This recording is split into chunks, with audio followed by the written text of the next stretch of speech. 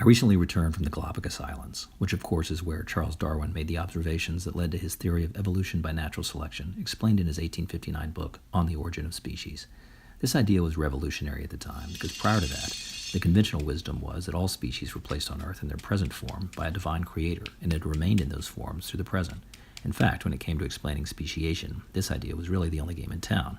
But Darwin proposed a different mechanism, that all living creatures gradually evolved into their current species from a common ancestor through a purely natural process. A lot of people were initially skeptical of Darwin's claims.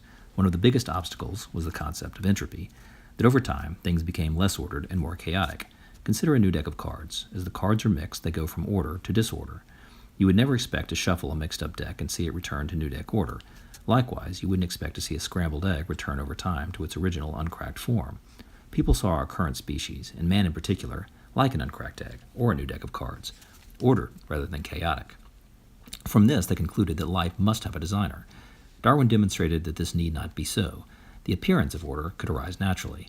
This occurs when certain of a species' offspring are born with inheritable traits that provide a survival advantage over other members of the species. For example, better eyesight or mobility. Due to their survival advantages, creatures with these traits will out-reproduce and out-survive those members of their species without them, until this trait becomes the rule rather than the exception. But how do we get new species?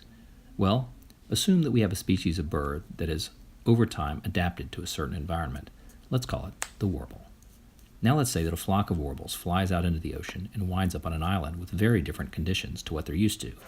Over millions of generations, these island warbles will adapt features that allow them to thrive in this new environment, making it appear that they were designed for that island in the first place. If an island warble returned to the main continent, he would find the progeny of his ancestors to look very different. Over a long enough time, these two populations of warbles might not be able to mate at all. They will have become entirely different species. Rather than order being imposed from the top down, it has arisen organically from the bottom up. What happens on a small scale also applies on a much larger one. From life's origins, when everything seemed a chaotic mess, evolution works gradually, ratcheting up step by step, until it brings forth a complex tree of life that fits together like a puzzle with amazingly beautiful order.